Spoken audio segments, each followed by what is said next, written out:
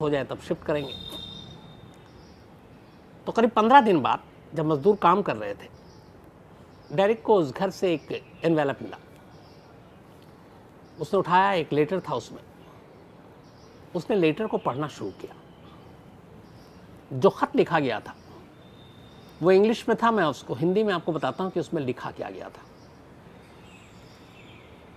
सबसे पहले उसमें कि आपका स्वागत है, और ये जो घर खरीदा था वेस्टफील्ड में, इसका नंबर था 657 बोलेवार, 657 बोलेवार, ये उस बंगले का एड्रेस था।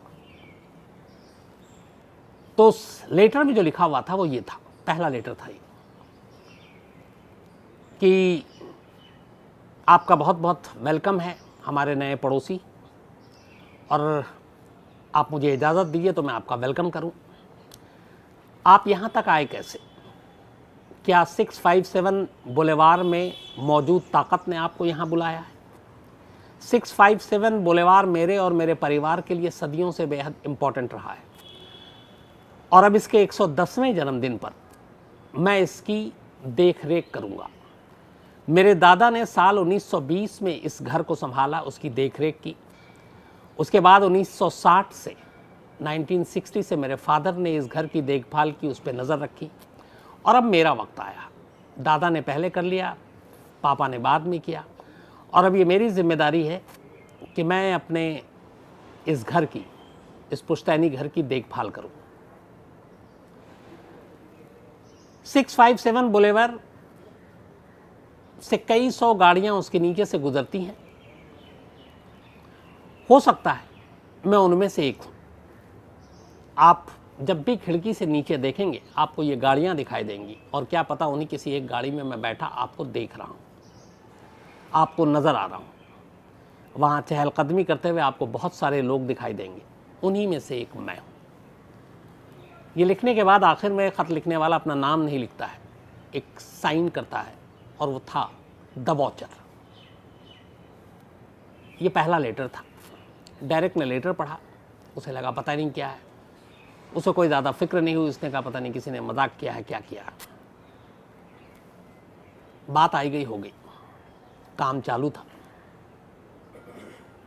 इसके करीब एक हफ्ते के बाद अचानक एक दूसरा लेटर आता है, वैसे ही लिफाफे में, उसी घर में। डेरिक दूसरा लिफाफा खोलता है। उसके बाद उसमें लिखता है, जब वो लिखा हुआ था जो पढ़ता है, कि आपके बच्चे हैं, मैंने देखा है, जितने मैंने गिने तो शायद 3 बच्चे हैं। क्या आप चाहते हैं कि आपका घर जवान खून से भर जाए? क्या आपका पुराना घर बहुत छोटा था, जिसमें आपका बढ़ता परिवार ठीक से रह नहीं पा रहा था, या कोई लालच थी जो आप बड़े घर में आ गए? जो आपके बच्चों को यहां मुझ तक लाई, ये आपकी लालच है? एक बार मुझे उनका नाम पता चल जाए तो मैं खुद उन्हें अपनी तरफ खींच कर ले आऊंगा। ये दूसरा लेटर था।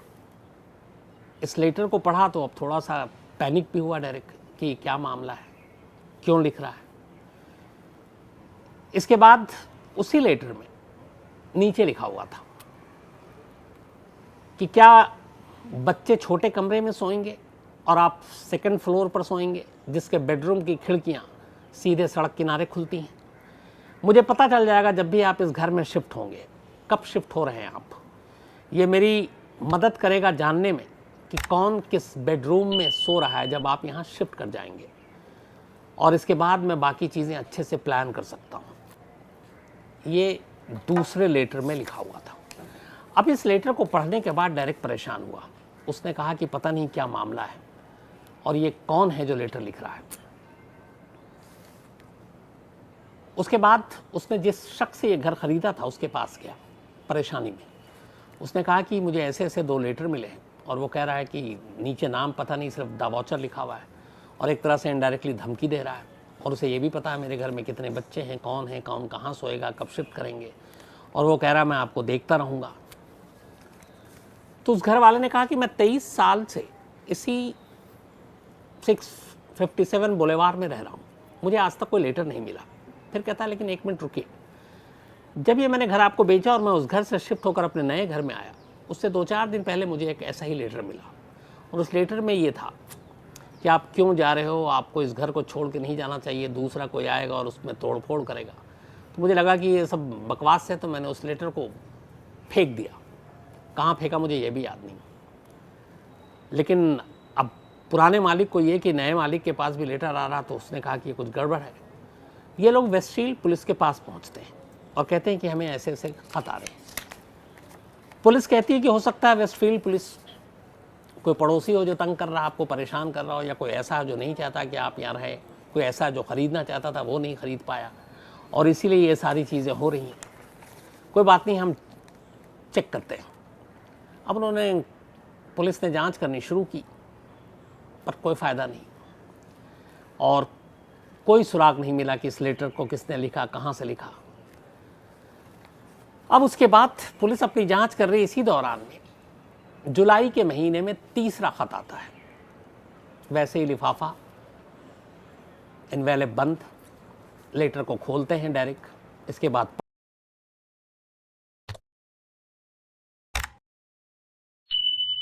पढ़ते हैं।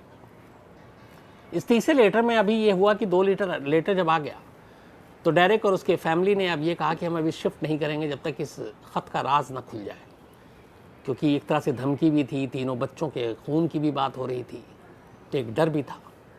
तो कहा कि अभी ये सब नहीं करेंगे, शिफ्ट नहीं करेंगे। पुलिस उधर जांच कर रही थी, और इसी दौरान में ये तीसरा लेटर आता है। तीसरे लेटर में लिखा हुआ था, चूँकि ये लोग घर शिफ्ट अभी तक किया नहीं इन्होंने, कि कहाँ हैं आप लोग, 657 बोलेवार आप लोगों को मिस कर रहा है। ये पहला लेटर था, तीसरा, जिसमें बाकायदा ये लिखा था कि तीनों बच्चों के नाम क्या हैं, उनका डेट ऑफ बर्थ क्या है, उनका निक नेम क्या है, और उस नाम से उनको मुखातिब किया गया था, संबोधित किया गया था कि डेरेक और मारिया, आपकी ये 3 बेटे हैं, मतलब बच्चे हैं, और इनकी उम्र ये है, इनका निक नेम ये है। चलिए अच्छा है, अब फटाफट आ जाइए, तो कौन कहाँ सोएगा तो मैं उसको वो भी चेक कर लूँगा, ताकि फिर मेरा आगे का काम आसान हो जाए। अब जब ये लेटर आया और बच्चों के नाम, डेट ऑफ बर्थ तक पता चल गया, तो डेरेक और मारिया दोनों घबरा गए।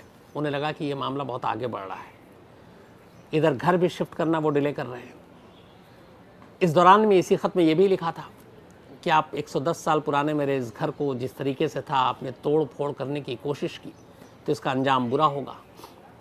अब उन्होंने मजदूर से काम भी रुकवा दिया। पुलिस ने कहा कि देखो, लेटर वाला जब तक पता ना चल जाए कौन है, तो कोई रिस्क मत लो, कोई चीज़ इधर से उधर मत छेड़ो घर की। तो उन्होंने उधर काम रुकवा दिया। पुलिस अपनी जांच कर रही है, लेकिन कोई फ़ायदा नहीं। इसी दौरान में अब इन्होंने कहा कि पुलिस से कुछ हो नहीं रहा, कुछ डिटेक्टिव को पकड़ते हैं। तो इन्होंने प्राइवेट डिटेक्टिव हायर किए, उन्होंने भी जांच की, कोई क्लू नहीं मिला।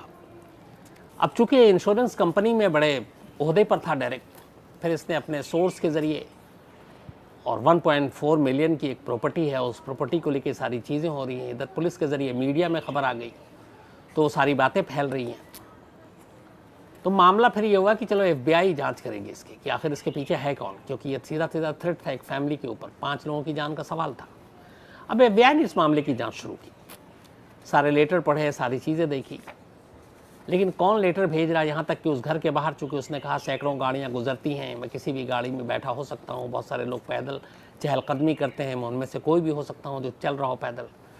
FBI ने कई दिनों तक लगातार निगरानी की उस बेडरूम और उस घर की, जहाँ जहाँ खिड़कियों से सड़क का कोई भी मंजर दिखाई देता, वहाँ देखा, क्योंकि उन्हें ये चीज़ पता था कि इस घर को कोई देख रहा है, लगातार नज़र रखे हुआ है। FBI को लगा कि कुछ पड़ोसियों का इसमें काम हो सकता है। उन्होंने पड़ोसियों को भी एक एक करके टटोलना शुरू किया, सारे पड़ोसी बेदाग निकलते गए।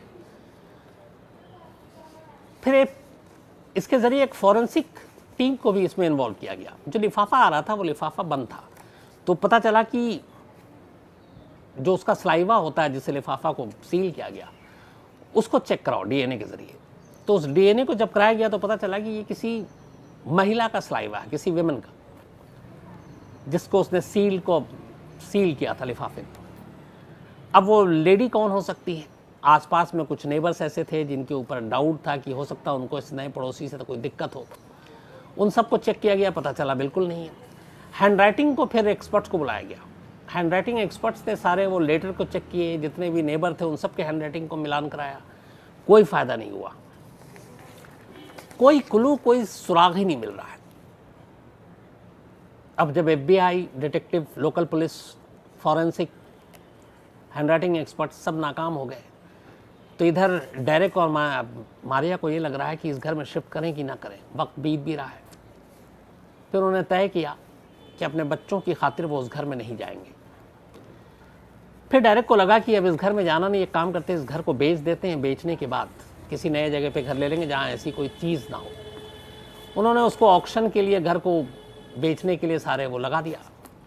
लेकिन मीडिया में तब तक ये खबर आ चुकी थी कि 657 बुलेवार में इस तरह के गुमनाम लेटर आ रहे हैं, धमकियाँ मिल रही हैं।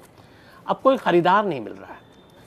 इधर ये भी था कि घर में बहुत सारे पेंट और अपने हिसाब से काम कराया, तो डेरेक को लग रहा था कि अब घर के रेट बढ़ जाएंगे, लेकिन बढ़ने की बजाय कुछ सस्ते में भी लेने को तैयार नहीं। अब बड़ी परेशानी, इतना इन्वेस्ट भी कर चुका है डेरेक, इधर लेटर पीछा नहीं छोड़ रहा है, उस शख्स का पता नहीं चल रहा है।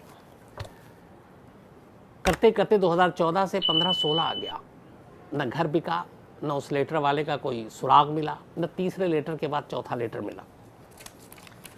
आखिरकार 2017 में डेरेक ने फिर फैसला किया कि जब तक बिक नहीं रहा तो इसको रेंट पे चढ़ा देते हैं। एक रेंट पे लेने को तैयार भी हो गया और एक शख्स ने रेंट पे वो फ्लैट ले लिया, 657 बुलेवार। अब उसको लेने के बाद वो उसमें रहने लगा। जब वो रहने लगा, इसके बाद एक और लेटर आया, और इस बार ये लेटर उस रेंटर के नाम था, उस किराएदार के नाम पर। और उसने इस बार उस किराएदार को धमकी दी थी। उसने कहा था कि तुमने अगर इस घर को कोई नुकसान पहुंचाया, इस 657 बुलेवार को, तो हो सकता है कभी भी तुम्हारी कार का एक्सीडेंट हो जाए, हो सकता है आग लग जाए, हो सकता है कि तुम बीमार पड़ जाओ, हो सकता है कि तुम्हारे फैमिली को कुछ हो जाए, हो सकता है तुम्हारा कोई अपना तुमसे बिछड़ जाए, हो सकता है किसी के रहस्यमय मौत हो जाए और कोई अचानक मर जाए, प्लेन, कार, साइकिल क्रैश हो सकता है, हड्डियां टूट सकती हैं। अब ये सारी चीज़ें उस रेंटर के नाम, चौथा खत था ये 2017 में जब वो आया। अब वो परेशान हो गया कि ये क्या है। उससे पहले ख़त वाली चीज़ें पता थी, लेकिन 2-3 साल तक फिर बीच में लेटर आया नहीं, तो आराम से रह रहा था, किराया भी सस्ता था। लेकिन अब इस ख़त के बाद वो किराएदार भी घबरा गया। उसने कहा भैया जान है तो जहान है, इस घर को छोड़ो। उसने फिर खाली कर दिया। 17 से 19 आ गया, घर अब भी नहीं बिक रहा था। लास्ट में 2019 में आखिरकार एक इंश्योरेंस कंपनी में काम करने वाले शख्स को ये सारी चीज़ें पता चली, तो उसने इस घर के लिए ख़रीदने की अपनी इच्छा जताई और फिर डील हुआ। और 2019 में 657 बुलेवार डेरेक ने बेचा। 1.4 मिलियन में उसने इस घर को ख़रीदा था और 97 मिलियन, बल्कि उसने 1.4 मिलियन में ख़रीदा था और करीब 97 लाख में डॉलर इस घर को भेजना पड़ा, उसको बेचना पड़ा। यानी करीब करीब उसे 1.4 मिलियन टोटल लिया था और 97 लाख डॉलर, तो 14 और 3 17 17 लाख डॉलर का करीब उसको नुकसान हुआ। कम पैसे में उसने इस बंगले को बेचा। उससे पूछा गया बाद में, चूँकि ये बंगला काफ़ी सुर्खियों में था मीडिया की वजह से भी और इस द वॉचर की वजह से भी, तो उसने बताया, उसने जवाब दिया कि मेरे लिए अब पैसे माने नहीं रखते, नुकसान हुआ मैं जानता हूँ, लेकिन मेरी फैमिली की ज़िंदगी मेरे लिए ज़्यादा इम्पोर्टेंट थी और जहनी सुकून मेरे लिए ज़्यादा इम्पोर्टेंट था, और उसी सुकून और अपने फैमिली की भलाई के लिए मैंने इसे नुकसान होते हुए भी बेच दिया ताकि कम से कम अब मैं सही से रह सकूँ। इसके बाद डेरेक और उसकी वाइफ अपने तीनों बच्चों के साथ इस बंगले से कुछ दूरी पर उन्होंने दूसरा घर लिया, वहाँ शिफ्ट हो गए और 2019 से लेकर आज तक कुछ नहीं हुआ। और 2019 के बाद जिस शख्स ने ये बंगला लिया वहाँ पे भी उसके बाद से कोई लेटर नहीं आया। अब इसको लेके फिर बहुत सारी कहानियाँ आई। इसमें कहा गया कि एक तो द वॉचर मिला नहीं, वो कौन था जिसने गुमनाम लेटर लिखा, सारी जांच कर ली, नहीं पता चला। उस घर के पुराने इतिहास 100 साल के भी खंगाले गए तो पता चला कि वो सब अलग अलग रह रहे हैं, उनका इससे कोई लेना देना नहीं है। तो उनके नाम पे किसी ने इस तरह का लेटर लिखा। कुछ लोगों ने कहा कि खुद डायरेक्ट ने ही ये लेटर लिखा, क्योंकि इससे पहले वो इतने पैसे थे नहीं, बहुत सारी चीज़ें गिरवी रख के उसने छोटे से घर में रहता था, अचानक इतने पैसे आ गए कि उसने $1.4 मिलियन का ये बंगला ख़रीदा। और अब उसे लगा कि शायद वो इसका मेंटेनेंस और वो जो EMI लोन है वो चुका नहीं पाएगा, तो इसलिए उसने ये कहानी गढ़ी। लेकिन ये सारी चीज़ें भी कभी साबित नहीं हो पाई, और ये गुमनाम ख़त और वो गुमनाम शख्स द वॉचर वो हमेशा के लिए रहस्य रहा। द वॉचर की इस कहानी को बाद में नेटफ्लिक्स ने शायद लिया, और शायद नेटफ्लिक्स इस पर कोई सीरीज़ भी बना रहा है, शायद बन चुका है या बनने वाला है या आने वाला है, इसके बारे में भी मुझे कंफर्म नहीं है। लेकिन द वॉचर नाम काफ़ी एक तरह से पॉपुलर हो गया। लेकिन ये द वॉचर कौन है, कौन था, इसकी असलियत क्या थी, आज भी किसी को नहीं मालूम। लेकिन 657 बुलेवार का बंगलो अब आबाद है, ख़रीद लिया गया है, सस्ते में ख़रीदा गया है, और पुराने मालिक अब कहीं और रह रहे हैं। तो ये वो कहानी है जिसमें कोई क्राइम नहीं हुआ, कोई जुर्म नहीं हुआ। जुर्म की धमकी दी गई, कत्ल की धमकी दी गई, बुरे अंजाम की धमकी दी गई, प्लेन, रोड, बाइसिकल क्रैश की धमकी दी गई, किसी अपने के मरने की या मारने की धमकी दी गई। लेकिन धमकी देने वाला कौन था, इस घर के साथ उसका क्या रिश्ता था, क्यों वो इस घर के साथ इतना लगाव था उसका कि उस घर में तोड़फोड़ भी नहीं करने देना चाहता था, और क्यों उसने लिखा था कि करीब 40 साल उसके दादा ने, फिर 40 साल उसके बाप ने इस घर के ऊपर नज़र रखी, और अब वो उस पर नज़र रख रहा है। ये सारी कहानियाँ एक रहस्य है, आज भी एक रहस्य है, एक मिस्ट्री है, और इसको कोई सुलझा नहीं पाया। तो ये थी कहानी उस जुर्म की जो हुआ नहीं। अब आज के सिलसिले को आगे बढ़ाते हैं। आज मोहम्मद सगीर, इनका जन्मदिन है, तो हैप्पी बर्थडे सगीर साहब। और असगर ठेबा ने भेजा है कच्छ, गुजरात से। इसके अलावा वंदना पांडे जी हैं, इनका भी आज जन्मदिन है। कुछ वक्त पहले इनके पापा की डेथ हो गई थी, तो ऊपर वाला आत्मा को शांति दे और हौसला रखिए, क्योंकि ज़िंदगी इन्हीं चीज़ों का नाम है। कई बार हम लोग अपनों को खोते हैं, उसका गम क्या होता है मैं जानता हूँ। तो वंदना पांडे जी, यही कहूँगा आपसे। फरजाना खान इनकी दोस्त है, उन्होंने भेजा था। विपिन सिंह चकघाट हैं, और इनका भी आज जन्मदिन है, तो हैप्पी बर्थडे विपिन सिंह जी। कुलदीप उपाध्याय इनके दोस्त हैं, उन्होंने भेजा है। इसके अलावा कौसर जहां और नदीम खान, इनकी एनिवर्सरी है आज, तो आप दोनों को बहुत बहुत मुबारक। आशा यादव जी और एडवोकेट अजय कुमार यादव जी, इनकी भी एनिवर्सरी है, तो आप दोनों को भी बहुत बहुत बधाई, मुबारक। और अजमेर से हैं ये। सोनाली दीपाली इनकी बिटिया हैं, और पुनीत यादव इनके बेटे हैं, उन्होंने भेजा था। NR चौधरी साहब बीकानेर से, इन्होंने 2 स्टोरी की फरमाइश की है। इसके अलावा अमिता जी हैं महमूदाबाद से, महमूदाबाद फोर्ट की कहानी सुनना चाहती हैं। कपिल बागरी हैं, और ये जॉन डी रॉकफेलर की कहानी सुनना चाहते हैं, शायद अमेरिकी बिजनेस टाइकून कोई रहे। हरकेश सागर हैं, और इसके अलावा राखी सागर, 3 फरवरी को इनकी एनिवर्सरी थी, शायद मिस कर गया, तो कोई बात नहीं, बिलेटेड आपको हैप्पी मैरिज एनिवर्सरी। और 29 जनवरी को इनका बर्थडे भी था हरकेश का, तो वो भी मिस हो गया है, तो बिलेटेड हैप्पी बर्थडे भी। अंजलि जी हैं, और अंजलि लालवानी जी अक्षरधाम अटैक की कहानी सुनना चाहती हैं। इसके अलावा बांसरी पटेल हैं, ये रिजवानुर रहमान की कहानी सुनना चाहते हैं। कोलकाता लक्स की शायद जो बेटी के साथ शादी हुई थी, और ये मैं सुना चुका हूँ बांसरी पटेल जी, इसी में आपको कहानी की लिस्ट में मिल जाएगी रिजवानुर रहमान की कहानी। सूरज छेत्री जी हैं, तेल अवीव में रहते हैं, और ये कॉन्स्टिट्यूशन ऑफ इंडिया यानी कि संविधान की कहानी सुनना चाहते हैं। काफ़ी पढ़ना पड़ेगा उसके लिए। कृपाल सिंह जी हैं, अभिषेक वासनिक हैं गोंडिया से, इन्होंने भी 2 स्टोरी की फरमाइश की है।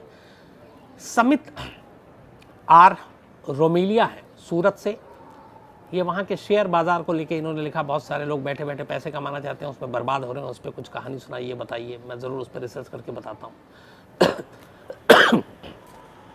मोहित रतन जी हैं संगरूर से, 2 स्टोरी की फरमाइश उन्होंने भी की है।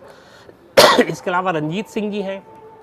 अभिषेक केडिया जी ने लिखा कि उन्होंने कहीं सुना था, पढ़ा था कि लता मंगेशकर जी के गले का बीमा हुआ है अमेरिका में, और उन्होंने कहा था बाद में उनके गले के ऊपर रिसर्च करेंगे साइंटिस्ट। तो अभिषेक जी, ऐसी कोई खबर तो मैंने नहीं सुनी, और मैंने कुछ लोगों से पता भी किया, तो ऐसी कोई बात सच्चाई इसमें है नहीं। इसके अलावा मनु जोशी जी हैं, इन्होंने भी लता जी की कहानी सुनाई थी, ये खुद सिंगर हैं, इन्हें भी काफ़ी अफसोस हुआ। उमा शंकर भरत हैं इंदौर से। उस्मान अंसारी हैं। गुना निधि साहू हैं कालाहांडी उड़ीसा से। इसके अलावा सुनील सोंगातकर हैं। और भी कई लोगों ने कहा था, कल मैंने शायद ये कहा था कि सी रामचंद्रन जो है वो साउथ इंडियन म्यूज़िक डायरेक्टर हैं, जबकि वो मराठी हैं। असल में साउथ इंडियन कई फिल्मों में इन्होंने उस वक्त म्यूज़िक दिया था और उसकी वजह से वो ज़्यादा हिट थे। रंजीत सिंह जी हैं, इसके अलावा अमरावती द्विवेदी जी हैं, इसके अलावा अमरमणि द्विवेदी जी हैं। इन्होंने पूछा कि इतनी नेगेटिव स्टोरीज सारी क्राइम की होती हैं, आप शांत कैसे रहते हैं, आप क्या करते हैं? कुछ नहीं, ये प्रोफेशन है मेरा, तो जैसे ही ये काम ख़त्म होता है फिर मैं एक आम इंसान बन जाता हूँ और वक्त और तजुर्बे के साथ आदमी सीख जाता है कैसे जीना है, तो इसके लिए कुछ अलग से मेहनत नहीं करनी पड़ती है। और अमरमणि द्विवेदी जी ने एक और लाइन लिखी है कि अगर मैं लड़की होती तो आपसे शादी कर लेता। मेरी ऑलरेडी शादी हो चुकी है अमरमणि जी, बट थैंक यू आपके इस प्यार के लिए। शहजाद कुवैत से हैं, इसके अलावा कौशल पुरोहित हैं और thank you very much, Melbourne से हैं ये। और इन्होंने लंच डिनर पे कहा कि कभी भी मेलबर्न आए तो आप ज़रूर मिलूँगा मैं आपसे कौशल साहब। जयसिंह जी हैं भीमगढ़ से, इसके अलावा ये मुथु कुमार अय्यर हैं। और नागपुर कोर्ट में अक्कू यादव का जो मर्डर हुआ था उसकी कहानी सुनना चाहते हैं, और अक्कू यादव की कहानी मैं सुना चुका हूँ, आपको इसी लिस्ट में मिल जाएगी। डॉक्टर परशुराम एम दलबंजन जी हैं साकीना का मुंबई से, इसके अलावा मुरलीधर वर्मा जी हैं। थैंक यू आपके मेल के लिए मुरली जी। तो आप तमाम लोगों का शुक्रिया इस मेल के लिए, इस प्यार के लिए। और जो जो कहानी आपने कही उसकी भी बारी जल्दी आएगी। अब आपसे मुलाकात होगी कल रात 9 बजे किसी नई कहानी के साथ। तब तक अपना ख्याल रखिएगा। Thank you very much.